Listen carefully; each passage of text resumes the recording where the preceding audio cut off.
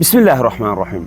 د رسول الله صلی الله علیه وسلم د ژوند واقعات او سیرت دا زموږ او تاسې لپاره د ایمان د جوړېدو او د ژوند د بدلېدو سبب کیدای شي، خو په دې شرط چې موږ او تاسې په علاقه ورته کینو، وایې ورو او په خپل ژوند کې د عملي کولو لپاره کوششونه وکړو.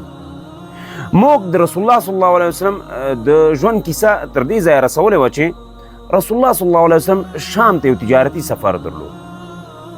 په دغه سفر کې شام کې تجارت وکړ، بیرته راغی مکې ته ستون شو. خدیجه رضی الله عنها ته د هغې مال د ډېرې ګټې سره بیرته وسپاره.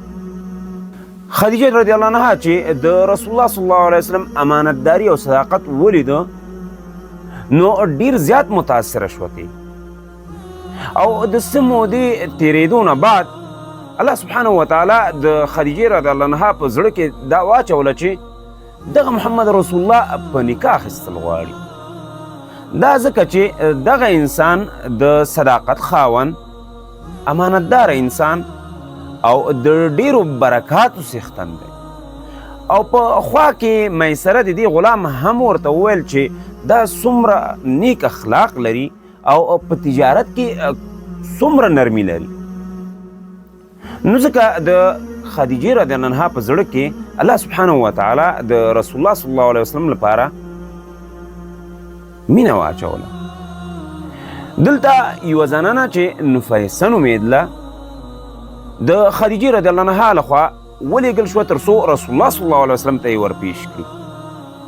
نفیسه لاړه د رسول الله صلی الله علیه وسلم خوا کې کېناسته او ورته یې وویل یا محمد هل لک ان تتزوج یا ما لک الا تتزوج. ای محمده ته ولې نکاح نه کوې؟ نو رسول الله صلی الله علیه وسلم ورته وویل ما سره خو څه شته دی نه، واده خو خرچه غواړي. نو نفیسې ورته وویل آیا ته رغبت لرې چې داسې یو زنانه چې د ښایست مالکه وي، ډیر مال ولري او د اوچت نسب والا وي، د داسې زنانه سره ستا رشته وکړم؟ رسول الله صلی الله علیه وسلم ورته وویل دا زنانه به څوک وي؟ آیا دا زنانه به ما سره نکاح وکړي؟ نفیسې ورته وویل چې دا زنانه خدیجه ده، هغه خدیجه چې تا ته یې مال درکړی و تر څو شام ته یې یوسې د تجارت پرې وکړې. نو نبي علیه السلام بیا ترې پوښتنه وکړه آیا دغه زنانه به ما په نکاح واخلي؟ نفیسې ورته وویل دا زما ذمهواري ده، دا کار ما ته پرېږده. په دې کې نفیسه څو ځلې لاړه او راغله او دا خبره یې جوړه کړه. د دوی ترمنځ د نکاح ترتیب جوړ شو. د رسول الله صلی الله علیه وسلم سره یې درې ترونه ابو طالب، حمزه او زبیر په نامه دوی لاړل تر څو د خدیجې رشته وغواړي. د تلو سره هغوی ورسره هوکړه وکړه او رسول الله صلی الله علیه وسلم او د خدیجې رضی الله عنها نکاح وشوه. نکاح یې ابو طالب وتړله. 20 اوښان یې مهر و. د رسول الله صلی الله علیه وسلم سره 20 اوښان نه و موجود، نو دغه مهر باید د ده ترونو ورکړی وی. همداسې وشول د رسول الله صلی الله علیه وسلم او د خدیجې رضی الله عنها نکاح او واده وشو.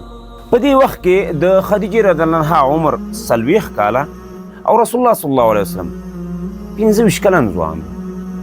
د خدیجې رضی الله عنها فضیلت دا دی چې رسول الله صلی الله علیه وسلم د دې په حیات کې یا د دې په ژوند کې بله نکاح نه ده کړې. په همدې بوډۍ زنانه یې اکتفا کړې وه تر دې چې د نبوت 10 کاله تیر شوي وو او خدیجه رضی الله عنها وفات شوه. بعد د هغې رسول الله صلی الله علیه وسلم بله نکاح وکړه. زموږ نننۍ ویډیو په همدې موضوع وه. تر بلې ویډیو او بلې موضوع د الله په امان. السلام علیکم ورحمة الله وبرکاته.